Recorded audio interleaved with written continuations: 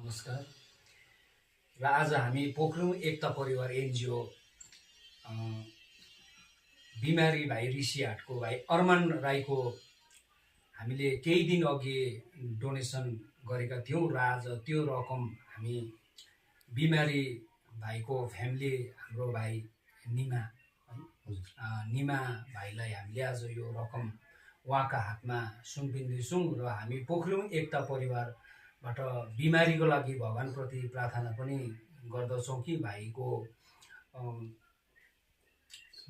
स्वास्थ्यमा लाभ पाओस् र ऊ सुस्वास्थ्य भएर आफ्नो घरतर्फ फर्कियोस् भन्ने हामी भगवानलाई हामी प्रार्थना पनि गर्दछौँ र आज यही रकम हामी यहाँ भाइलाई हामी दिँदछौँ। रकम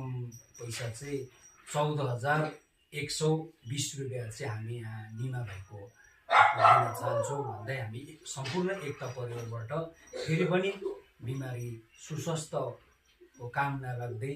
उहाँ राम्रोसँगले जाति भएर आफ्नो घर आओस् भन्ने यही हामी भगवानलाई बिन्ती गर्दछौँ।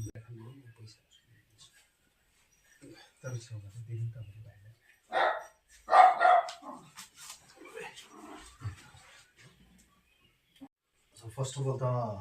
म मेरो स्वयं आफ्नो परिचय म चाहिँ निमा तामाङ साङमा टपलाइन निवासी है। अनि अब यो पैसा अब मेरो भाइ अब मेरो मामाको छोरा अब अरमान राई ऋषिहाट टी गार्डन है, अनि उहाँको लागि र मैले अब यहाँ हाम्रो पोखलुङमा पनि एउटा सङ्घ संस्था छ एकता परिवार सङ्घ संस्थालाई चाहिँ मैले एउटा अपिल गरेको थिएँ कि मेरो भाइलाई है, मेरो भाइको स्वास्थ्यको लागि अलिकति मलाई आर्थिक सहयोगको जरुरी छ भनेर। र यहाँ एकता परिवारको सायद अब प्रेसिडेन्ट सेक्रेटरी सम्पूर्णलाई अब है मेरो तर्फबाट धेरै धेरै धन्यवाद। र यसमा यो डोनेसनमा जतिजनाले पनि आएर त्यो डोनेसन दिनुभएको थियो उहाँहरूलाई पनि मेरो प्रतिबाट अब एकदमै म आभारी छु होइन।